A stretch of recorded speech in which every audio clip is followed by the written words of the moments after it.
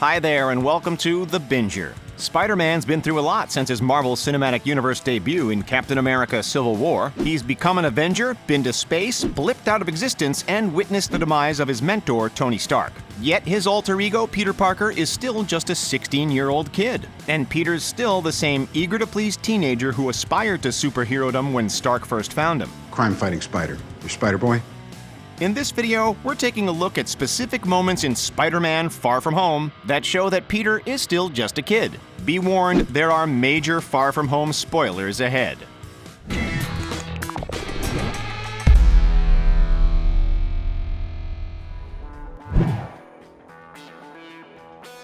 Peter and several of his classmates, including MJ and his best friend Ned, were snapped out of existence by Thanos. When they finally came back in Avengers Endgame, the people left on Earth had aged 5 years, but those who returned had not. That means that even though Peter is 21 based on his birth date, he's only lived for 16 of those. And the kids who were 11 when he blipped away are now his age. That's left him with a new rival for MJ's affections, Brad Davis. Someone who could easily attract MJ's eye. So when Brad catches Peter with his pants down, literally, with a strange woman and takes a photo he vows to share with MJ, Peter panics. He's just received new Stark tech, glasses that contain an augmented reality system known as EDITH. And instead of thinking about all the things EDITH could help Spider-Man with, he enlists it to help against Brad. Peter is so desperate to prevent Brad from showing the photo of him to MJ that he doesn't stop to ask what EDITH's plans specifically are. That leads to drones attacking the bus he and his whole class are riding in, endangering the lives of everyone aboard. There are better ways to handle a romantic rivalry than a drone strike. One of Peter's driving forces in Far From Home is his desire to take a break from being a superhero. I am going on vacation. It's an understandable impulse. Becoming Spider-Man gave Peter a whole lot of life and death responsibilities that he wasn't quite ready for. And while he was initially excited to be a hero, after everything he's been through as Spider-Man, Peter wants to be a normal teenager for a bit. Unfortunately, just when he thinks he's out, he gets pulled back in. Between the elementals that show up everywhere he goes and Nick Fury appearing out of the blue, Peter can't seem to get a break. But that doesn't mean he suits up and rushes into battle. At every opportunity, he tries to resume his trip and forget about his obligation as Spider-Man. He's a kid overwhelmed with adult-sized responsibility, and he just wants to break free for a little while. When Nick Fury starts reaching out to Peter at the beginning of Far From Home, Peter's initial impulse isn't to answer the call. In fact, it's the exact opposite. You do not ghost Nick Fury. Peter knows a call from Fury means he's needed for something Avengers-related, and he wants nothing to do with Fury or anything having to do with the Avengers. After all, he has a vacation to focus on, and he doesn't want his superhero status to ruin it for him. So instead of talking to Fury, hearing what he has to say, and then deciding what he is and isn't willing to do, Peter dodges his calls. He's hoping if he just ignores the problem, it'll just go away. But Fury wouldn't try to enlist Spider-Man for something minor he could handle himself. If he needs Spider-Man, there's likely a threat that requires some serious superheroics. And with so many of the other Avengers unavailable, Spider-Man is Fury's best bet. Fury isn't going to cease and desist just because Peter ghosts him. In this case, Peter's denial of what's going on with Fury just makes things more difficult later. Peter has kept his feelings hidden from the girl of his dreams, but he sees their shared trip to Europe as the perfect opportunity to act on them. You look really pretty. Therefore, I have value? Unfortunately, Peter lacks any real game. So instead of simply asking MJ out and seeing what she says, he comes up with a multi-point plan to get together with her. Yet, even with his complicated plan in place, his desire to keep his crush a secret ends up backfiring on him. On the plane to Europe, he plans to sit next to MJ and share his headphones with her. However, his ploy to swap seats with MJ's seatmate backfires, and he ends up next to his teacher. Meanwhile, Brad gets to sit next to MJ. Oops. Even though Peter really likes MJ, he's scared to be honest with her about it. Yet MJ and Peter's relationship is innocent and chaste in the way that many early relationships are. Neither of them really knows what they're doing, but at least they're trying their best.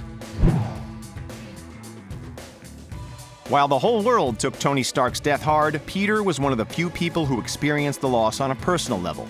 After Tony learned about Peter and brought him into the Avengers, Tony became a mentor to him. The world lost Iron Man, but Peter lost a father figure, someone Peter desperately needed as he embraced his role as a superhero. Given the void Tony left behind, it's no surprise that Peter latches on to the first person he meets who seems like he could be a new mentor. It's just too bad that that person happened to be Quentin Beck, aka Mysterio.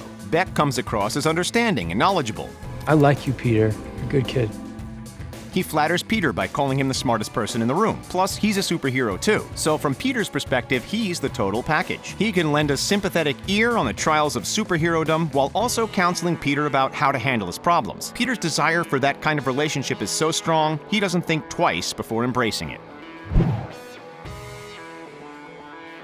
Peter is quick to trust others as a general rule. He sees the best in people and takes them at their word. That naivete may be the product of youth, but it also makes him disarmingly likable. And if Peter wasn't a superhero, maybe it wouldn't be a big deal. But as Spider-Man, Peter has access to tech and information few people do. So it was only a matter of time before someone came along who was willing to exploit Peter's trusting nature for their own gain. And in Far From Home, that person is Beck. Beck wants Edith, and he knows Peter has it, so his actions towards Peter aren't done out of the goodness of his heart. Beck is strategic in the way he approaches Peter, and after a helpful chat here and a charming aside there, he has Peter in the palm of his hand, and he knows it. By the time he brings up Edith and gets Peter to put on the glasses, Peter is completely unaware that Beck is manipulating him. Plus, for Peter, the glasses are a burden. They symbolize the weight of the expectations put on him as Spider-Man. Handing them off to someone he thinks is an understanding adult superhero relieves him of the burden. So in the end, Peter hands over Edith to someone he barely knows because he came to exactly the conclusion that Beck wanted him to come to. At the beginning of Far From Home, Aunt May holds a fundraiser where Spider-Man is the featured guest. Peter is clearly comfortable appearing in his Spidey suit, but when Aunt May asks him to say a few words, he's like a deer in headlights. Peter approaches the mic with nothing to say, and it doesn't get better when he starts speaking. In fact, for those in attendance, Spider-Man's speech could go down as the least rousing in history. That suit may make him look like a man, but when he speaks, it's clear he's an awkward teen who isn't completely prepared. It is I, Thor, son of Odin. And faking it till he makes it isn't an option quite yet. Even though Spider-Man can do amazing things, Peter Parker is still learning to be comfortable in his own skin. He does his best, but sometimes Peter doesn't know how to live up to the image people have of Spider-Man. In Captain America: Civil War, Peter came up with a brilliant plan based on his knowledge of a really old movie, The Empire Strikes Back. You ever seen that really old movie? Empire Strikes Back?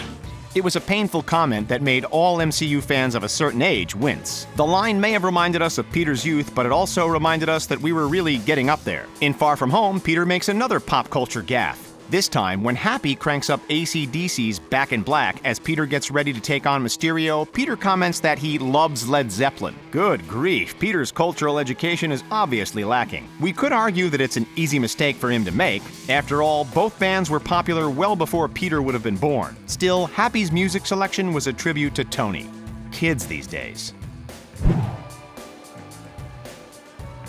Throughout Far From Home, Peter is torn between his desire to take a vacation and Fury's need for his help with a city-destroying problem. Peter hasn't yet figured out what his obligations are as Spider-Man and what his obligations are as Peter. Does he jump into the fray, slinging spiderwebs whenever he's called, or are there specific boundaries that he needs to erect to protect his non-superhero life? Peter has never really considered these questions. And because Peter doesn't know where he stands, people like Fury try to dictate the terms of his superhero life for him. We've seen enough superhero movies to know that no matter how old the hero is, it's hard to balance a personal life with saving the world. Peter's struggle is even more difficult, though, because he's so young. He needs the space to be a teenager. He needs the time to get an education, date the girl he likes, and hang out with his friends. Yet he also wants to help in a way that only Spider-Man can. It leaves him in an impossible bind that's even more challenging because of his sometimes half-hearted commitment to being a superhero.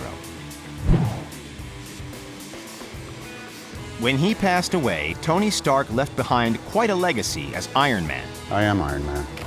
Peter's close personal connection with Tony makes him feel like he, more than anyone else, has an obligation to live up to that legacy. While the other Avengers have forged their own identities, Peter became a hero in the shadow of Tony. Now that Tony's gone, Peter feels like he's obligated to be the next Iron Man. You gonna be the next Iron Man now? Well, no, I don't have time. I'm too busy doing your job. And he has spent so much time idolizing Tony and his accomplishments that it seems like an impossible task. On top of that, Peter isn't sure that he even wants to be the next Iron Man, or if he just wants to escape from Tony's legacy altogether. What Peter doesn't realize is that in the end, he doesn't have to be the next Iron Man. He just has to be the best Spider-Man he can be. Ultimately, it's Happy that helps Peter realize that Tony had insecurities about being a superhero too. Tony was a mess, and Happy knew it, but Peter never did. Realizing that Tony wasn't a perfect superhero either helps free Peter to some degree. Hopefully, as time goes on, Peter will come into his own even more as Spider-Man and Peter Parker. For now, though, Peter's a kid with extraordinary abilities and responsibilities. And Far From Home isn't afraid to remind us that he's not grown up just yet.